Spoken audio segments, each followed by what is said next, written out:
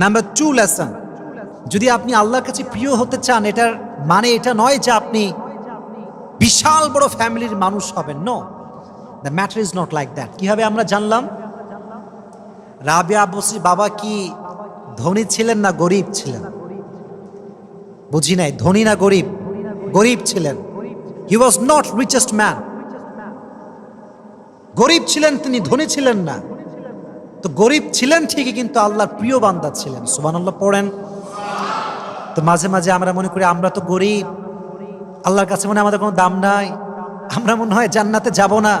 হাদিস শোনা, গরিব মানুষরা বড়লোকের চাইতে 500 বছর আগে জান্নাতে প্রবেশ করবে। কত বছর আগে? 500 বছর আগে। এবং জান্নাতে যাওয়ার সময় কাতারে সবার আগে যারা থাকবে তারা হচ্ছে মধ্যবিত্ত পরিবারের সন্তান, গরিব ফ্যামিলির সন্তান। সুবহানাল্লাহ। এজন্য আল্লাহর ওলি হওয়ার জন্য রিচেস্ট ফ্যামিলি বিলং করাটা it's not a big deal, it's not important. আমরা যতটুকু আছি এখান থেকেই আল্লাহর প্রিয় হওয়ার চেষ্টা করবো। রাজি আছেন তো ইনশাআল্লাহ? আচ্ছা, নাম্বার 3, এটা খুবই সহজ এবং এটা আমরা সবাই জানি।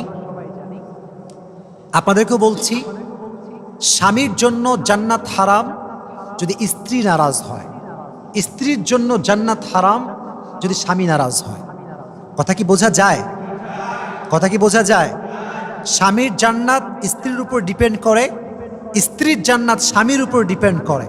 আল্লাহর হাবিব বলেছেন, যে নারী মারা যায় এমন অবস্থায় যে তার স্বামী তার উপরে সন্তুষ্ট ছিল, সে মৃত্যুবরণ করতে দেরি হবে, জান্নাতে প্রবেশ করতে দেরি হবে না। সুবহানাল্লাহ পড়ে।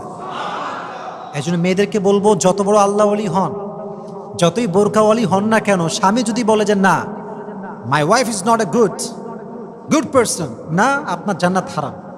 এই জন্য আল্লাহ আমাদের বোনদেরকে স্বামীর খেদমত বেশি বেশি করার তৌফিক দান করুক। সকলেই পড়ে আমিন। রাবিয়া বসরি যত বড় আল্লাহ ওয়ালি হোক না কেন, when she got married, বিয়ে করার পরে যখন তার অবস্থা এটা ছিল এমন, প্রত্যেকটা সময় তিনি তার স্বামীর কাছে পারমিশন চেয়ে চেয়ে কাজ করতেন, কখনো পারমিশন ছাড়া কাজ করতেন না। এই জন্য আমার বন্ধুকে বলবো, যাই করেন না কেন জীবনে, স্বামীকে সন্তুষ্ট করা আপনার লাইফে একটা বড় অ্যাম্বিশন, বড় একটা মিশন, এটা আপনার লাইফের ডেস্টিনেশন। আল্লাহ আমার প্রত্যেকটা বোনকে স্বামীর খেদমত করার তৌফিক দান করুন। সকলেই পড়ে আমিন।